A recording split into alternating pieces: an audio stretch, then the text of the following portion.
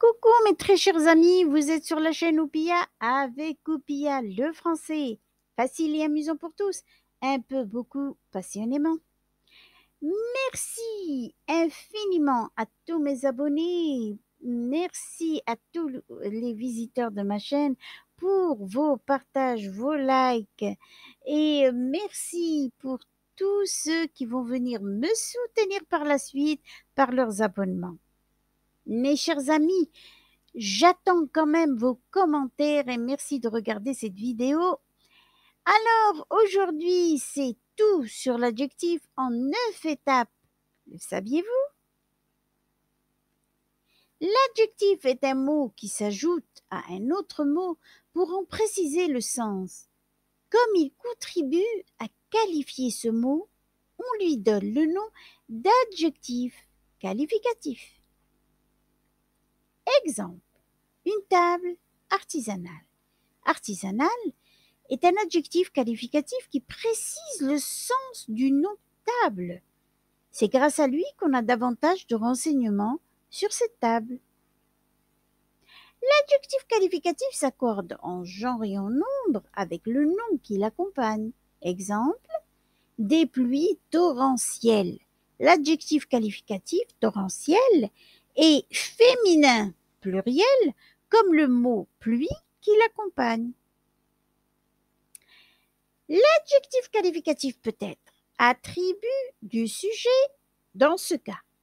Il exprime une qualité ou un sentiment qui se rapporte au sujet. Il lui est relié par ce qu'on appelle un verbe d'état. Être, paraître, demeurer, etc. Exemple, Hamid est triste. Triste est un adjectif qualificatif attribut du sujet Hamid. Il exprime le sentiment ressenti par Hamid. Il est relié au sujet par est. Épithète. Dans ce cas, l'adjectif qualificatif est placé directement à côté du mot qu'il qualifie, sans aucun autre mot entre eux.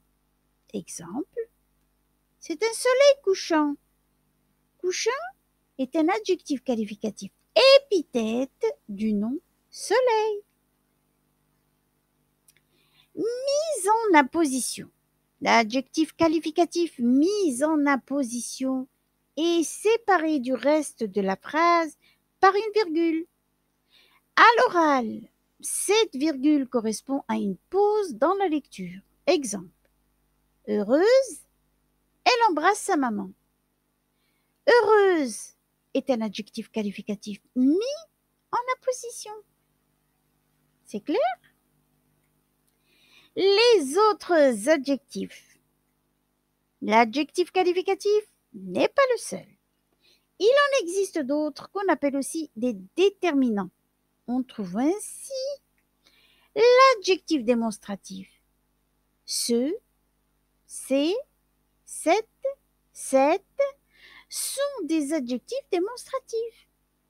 Ils permettent de montrer la personne ou l'objet désigné par le nom auquel il se rattache. Exemple, tu préfères cette maison? Cette est un adjectif démonstratif qui désigne une maison particulière pour la personne à laquelle je parle. L'adjectif possessif. Mon, ton, son, ma, ta, sa, notre, votre, leur, etc. sont des adjectifs possessifs. Ils permettent de savoir qui est le possesseur d'un animal ou d'un objet, ou quel lien unit le sujet au nom introduit par l'adjectif possessif. Exemple, j'ai perdu mon passeport. L'adjectif possessif mon permet de savoir que le passeport m'appartient. J'obéis à mes parents, mais exprime le lien filial qui m'unit à mes parents. D'accord? L'adjectif indéfini. Aucun, certain, chaque, plusieurs, n'importe quel, nul, etc. sont des adjectifs indéfinis. Ils expriment une idée de quantité, ou une certaine indétermination par rapport au nom qu'ils accompagnent. Exemple. Vous avez plusieurs vestes. Plusieurs indique bien que vous n'avez pas qu'une seule veste. N'importe quel manteau vous tiendra chaud. On ne sait pas exactement quel manteau protégera le mieux contre le froid. Hein? Les adjectifs interrogatifs et exclamatifs. Ce sont les mêmes, toujours les mêmes. Quel, masculin singulier, quel, masculin pluriel, quel, féminin singulier et quel, féminin pluriel. Mais un adjectif interrogatif est utilisé dans une phrase interrogative, terminée par un point d'interrogation. Alors qu'un adjectif exclamatif trouve sa place dans une phrase exclamative, terminée par un point d'exclamation. C'est pas difficile, mais on va voir des exemples. Quel âge avez-vous? Quel est un adjectif interrogatif, parce qu'il y a un point d'interrogation. Quel beau bijou! Quel est un adjectif exclamatif, parce qu'il y a un point d'exclamation. C'est clair? Les adjectifs numéros. Ils sont eux-mêmes divisés en deux catégories, les adjectifs numéros cardinaux et les adjectifs numéros ordinaux. Les adjectifs numéros cardinaux expriment une quantité précise, comme 5 tables ou 3 citrouilles. D'accord? Les adjectifs numéros ordinaux indiquent le rang dans un ensemble. Exemple, il est assis à la deuxième place.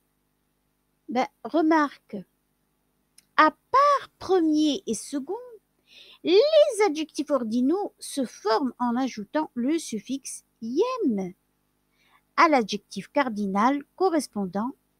Alors, exemple huitième, c'est 8 plus ième. Mais je ne peux pas dire premième ni secondième. Non. C'est clair? J'espère bien. Si vous voulez bien, j'attends vos commentaires. Et la leçon d'aujourd'hui est terminée. Allez, à la prochaine!